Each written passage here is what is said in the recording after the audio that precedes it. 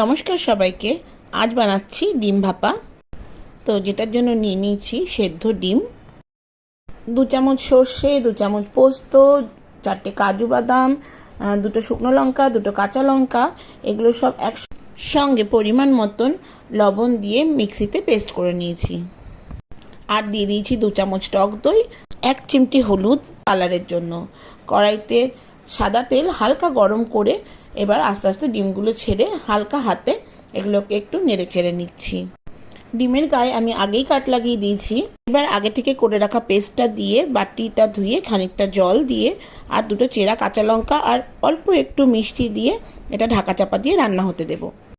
এবার কড়াই থেকে একটা পাত্রে নামিয়ে নিয়ে ওপর থেকে ধনেপাতা কুচি আর খানিকটা কাঁচা সর্ষের তেল ছড়িয়ে ঢাকা দিয়ে রেখে দেবো যতক্ষণ না সার্ভ করছি। গরম ধোয়া ওঠা ভাতে এরকম একটি ডিম ভাপার রেসিপি হলে পরে কিন্তু আর কিছুরই প্রয়োজন পড়বে না।